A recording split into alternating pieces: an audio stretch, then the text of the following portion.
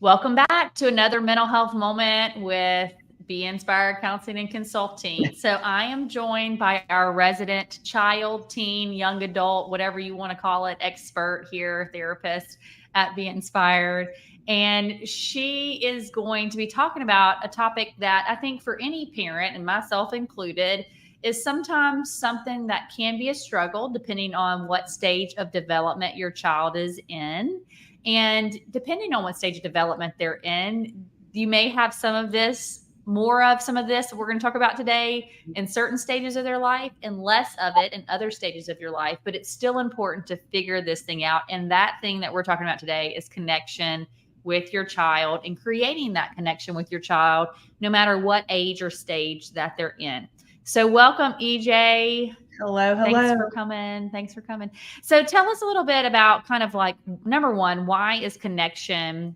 I know this is going to sound really basic, but why is connection with your child important and forming that connection with your child? And then maybe some strategies on how to do that. It's important to have a connection with your child because we tend to live in a society that if our child's not doing something right, we're ready to correct them. Stop doing that. And, sometimes it's corporal punishment. Sometimes it's just go get in the, timeout. But if you don't have a really good connection with your child, the correction's not always going to come easy. And when you have a child that's not listening, and it can just make it worse. So if you think about a pyramid, and well, let me back up a little bit. So I am a trust-based relational practitioner. So what that means is I did a special, they don't call it certification, but I did some special training to learn how to better work with kids from hard places. But the thing that I learned as a parent, and I have 3 teenagers, is honestly how to better connect with my own kids. Because sometimes when they're little, it's easy. They love you. They need you. They need you to feed them. They need you to take care of them. So their needs are easily met. And sometimes when they get older, it's not so easy to connect with them anymore. Like you said, the different stages of development, sometimes I feel like my children look at me with like disgust. I'm like, what have I done that, I just look like, I disgust you when you look at me. But the thing Like you is, have two that, heads or something like that. I know, right? So if you think of a pyramid, I want you to think of the top layer being connection, the middle layer being empowerment, ways to empower our kids, and then the last one being correction. Now we're only going to talk about the connection piece, and maybe the next time I do the Q&A, I'll expand on the empowerment thing. But connection is so important because when you have a connection with a child, you have felt safety. And we all want to feel safe with a person. And so when you have that, when you correct that child, they're more likely to listen to you because they know that, hey, this person cares about me. They love me, and they want to do better for you. Yeah. And I don't know anybody that walks around and is like, I just don't want to feel connected to nobody. Right. Like, Exactly. Exactly. and you think about this, I always think about this with child and child development. Some people say, well, I like to be alone. And I Mhm. think we all need our downtimes, and our children need their alone time. They don't always need to be in our presence. But if we were meant to be alone, we would have been dropped off on an island by ourselves and raised by Yep. gorillas. Yep. Okay. Think But even jungle. then, we're not All right. alone. We've connected to the Yeah. gorilla. But yeah, but no, we need connection, and our children really need this, and even as adults we really need this, so it yeah, doesn't stop no matter how old you get. yeah. But finding ways to create that connection can be sometimes challenging depending Mhm. on the personality of your child, the stage that they're in. So how would you say, EJ, are some suggestions or strategies for parents to be able to connect with their child? I think one of the first things a parent needs to, I guess, understand is their own connection with others, know their history.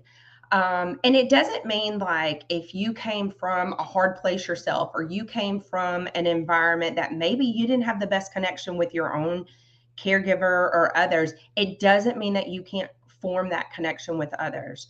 So I don't know about you, Christy, but I lived in a household where children were seen, not heard. Like, you didn't go in the kitchen if, your aunt was over, if your parents had friends, like, we better Yes, not see your if face. adults were visiting, you better go somewhere else. Outside. You better get outside. You better drink water from the water hose. Like, we don't want to see you unless your arm is hanging off. Like, but the thing is with that is, like, we know now, like, our kids need us. And even though sometimes it may seem like, your kids want to be alone and they don't need you, when they are older, they need you more than anything. And so it's important, like I said, first to know, what is your own history with connection? What is your own history with attachment? The thing that I had to do to even go through the training for the TBRI is I had to do an attachment an attachment inventory with someone, just to see what my own attachment style was with my own caregivers. And it was like an hour and a half to 2 hours of an interview with someone, that because if I didn't have a healthy attachment style, then I couldn't even do this training. And so that really made me kind of take a step back. And because, sometimes you have to look at some ugly truths, but always know what's your own history. And sometimes you have to go against things that you might have been taught, or maybe even your significant other, your, husband, your wife, your partner, whatever, they might have been raised different. And so sometimes, you have to also, factor that into when you're trying to connect with your child. Yeah, that is a really good place to start, because, truly, we all have different experiences in childhood. We have different experiences where how we were connected to the type of attachment we have. And we actually have an earlier video with Charlita Tenney, one of our other counselors, who talk about attachment styles. So I highly encourage you to check that out to understand what your attachment style is. But knowing how you've connected.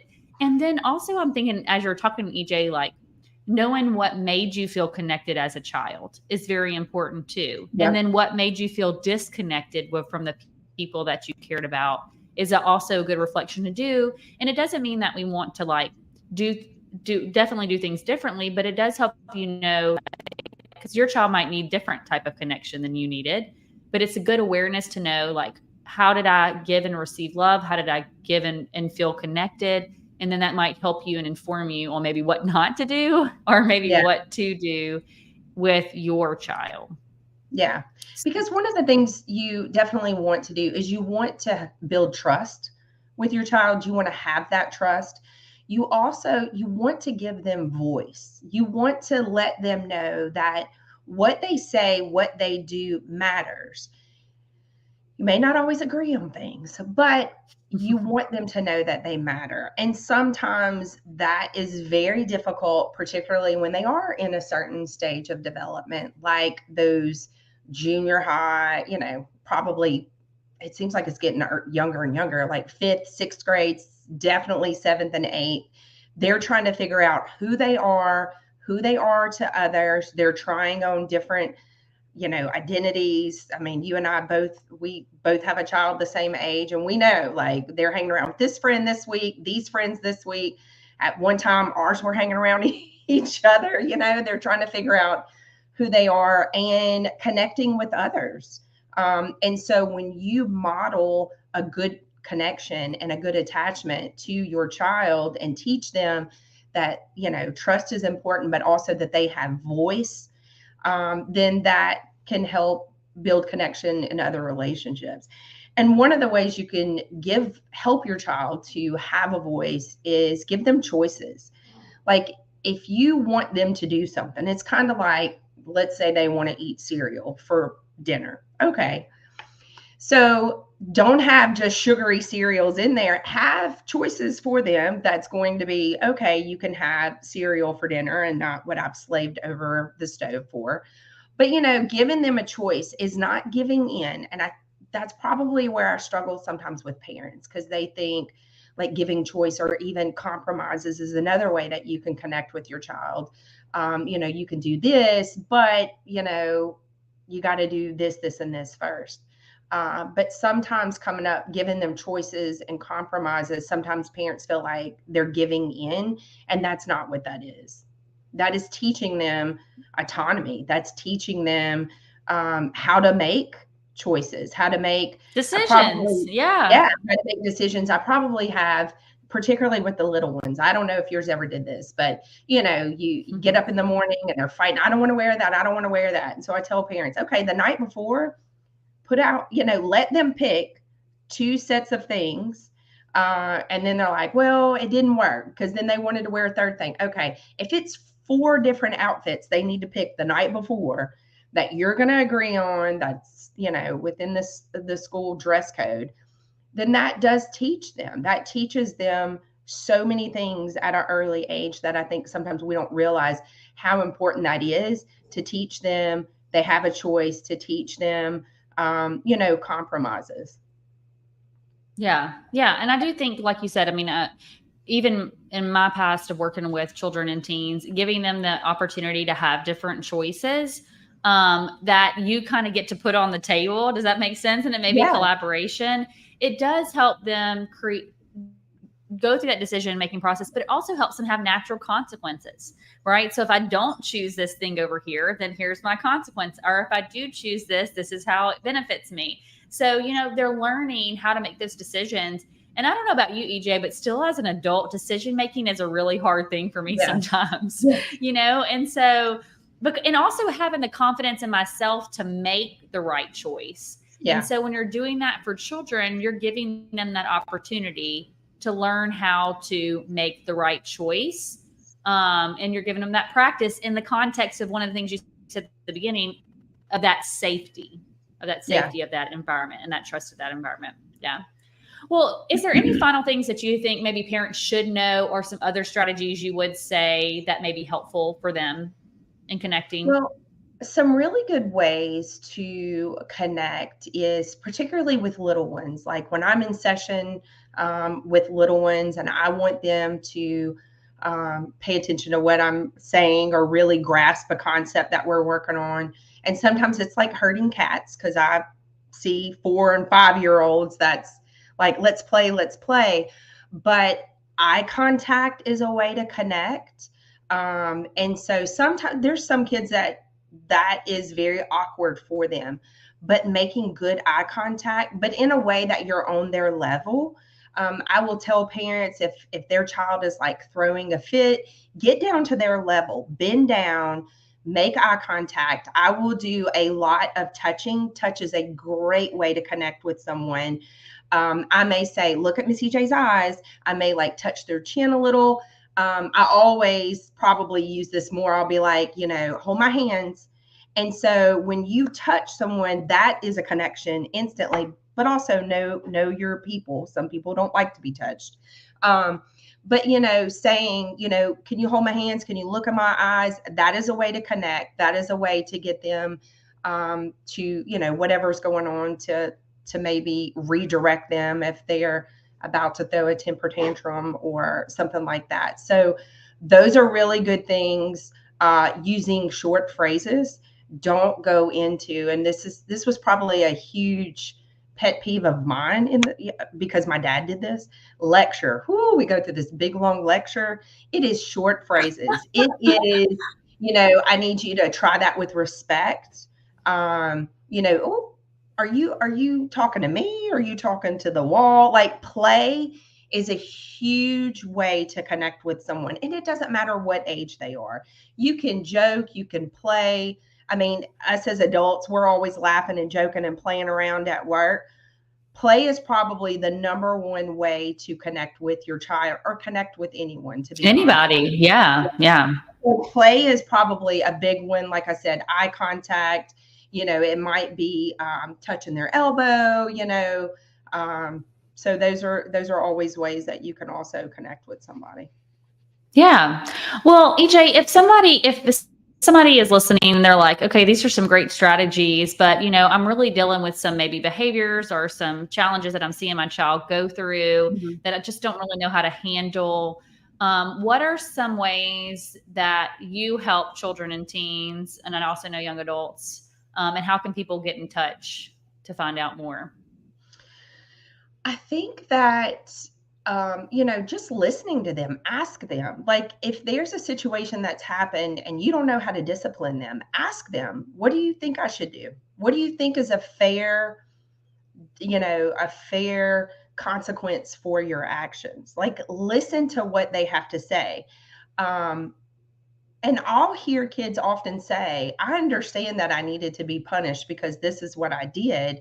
But sometimes coming up with a compromise, a fair one, definitely is a way. Any time that you can have a conversation with them and listen. If you are upset in a situation, go calm yourself down, because no one is going to, and I'll be the first to say, I lived in a household that we screamed, we yelled, we did that. So, one of the things that in TBR I will say, try again. Like, if someone raised their voice, oh, try again, or can you redo that?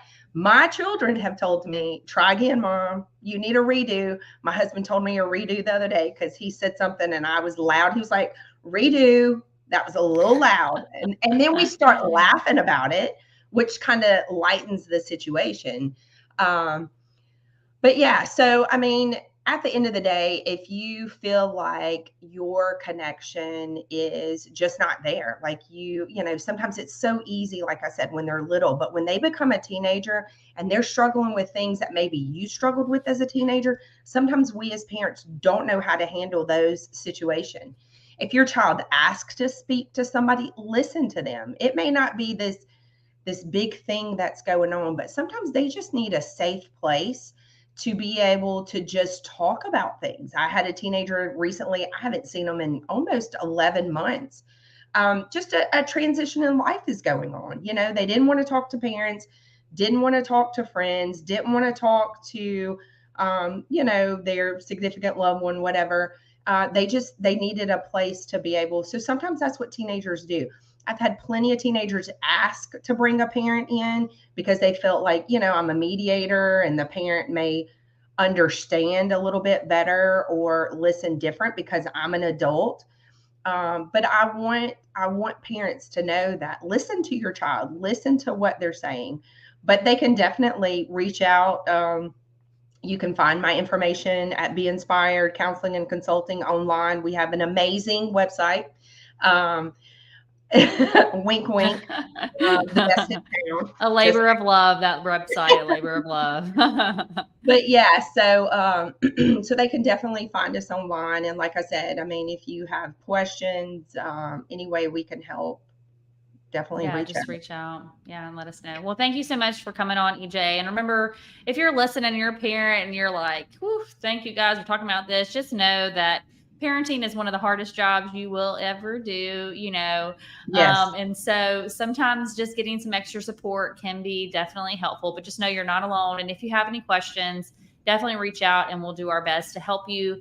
And like we always say, if we're not the help you need, we'll try to direct you to the help that will be great for you. So reach out, and until next time, y'all go connect.